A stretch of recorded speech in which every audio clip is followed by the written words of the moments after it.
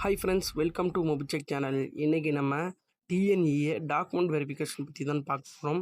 இந்த document verification எந்த நிலையில் இருக்குது அப்படிங்கிறத நீங்கள் எந்த ப்ரௌசிங் சென்டரும் போய் அலைய தேவையில்லை.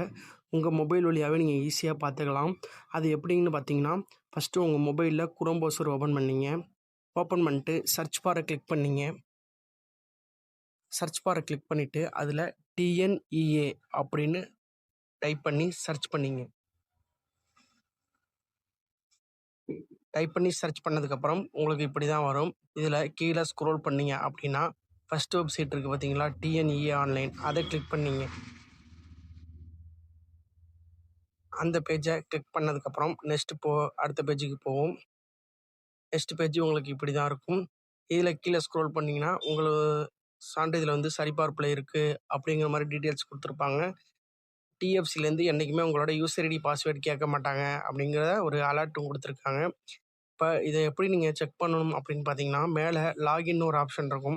இந்த லாகின்ங்கிற ஆப்ஷனை கிளிக் பண்ணிங்க. கிளிக் பண்ணோன்னா இப்படி தான் இருக்கும். இதில் வந்து உங்கள் இமெயில் ஐடி பாஸ்வேர்டு கேட்பாங்க. இதில் பாஸ்வேர்டு தெரியாதவங்க ஆல்ரெடி எப்படி பாஸ்வேர்டு ஃபர்கெட் பண்ணி எடுக்கணும் அப்படிங்கிறத நான் இன்னொரு வீடியோ போட்டிருக்கேன். அதுக்கான லிங்க் நான் கீழே கொடுக்குறேன்.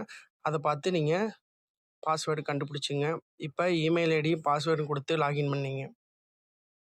நான் இப்போ இமெயில் ஐடியும் பாஸ்வேர்டு கொடுத்து லாகின் பண்ணிக்கிறேன். கொடுத்து லாகின் கொடுத்ததுக்கப்புறம் நெக்ஸ்ட்டு உங்களுக்கு உங்களோட மெயின் பேஜுக்கு வந்துடும். இப்படி தான் இருக்கும் உங்களோட மெயின் பேஜு. இதில் நீங்கள் எப்படி செக் பண்ணணும் அப்படின்னு பார்த்தீங்கன்னா, கீழே ஸ்க்ரோல் பண்ணிகிட்டே வந்தீங்கன்னா லாஸ்ட்டில் வியூ அப்ளிகேஷன் ஸ்டேட்டஸ் அப்படின்னு இருக்கும். அந்த வியூ அப்ளிகேஷன் ஸ்டேட்டஸை கிளிக் பண்ணிங்க. கிளிக் பண்ணோன்னா பாருங்கள், லாஸ்ட்டில் இருக்குது பார்த்தீங்களா, சர்டிஃபிகேட் இன் வெரிஃபிகேஷன் இன் ப்ராசஸ்ன்னு வந்துருக்கு. அதனால் இன்னும் சர்டிஃபிகேட் வந்து உங்களுக்கு ப்ராசஸில் தான் இருக்குது. இன்னும் வந்து உங்களுக்கு கம்ப்ளீட் ஆகலை. சப்போஸ் கம்ப்ளீட் ஆகிடுச்சு அப்படின்னு எந்த சென்டர்லேருந்து வந்து டாக்குமெண்ட் வெரிஃபிகேஷன் முடிச்சிருக்காங்க அப்படிங்கிற டீட்டெயில் இதில் வந்துடும்.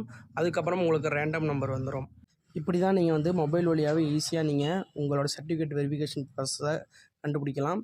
இதுபோல் தகவல்களை தொடர்ந்து கேட்க நம்ம சேனலை மறக்காமல் சப்ஸ்கிரைப் பண்ணிங்க.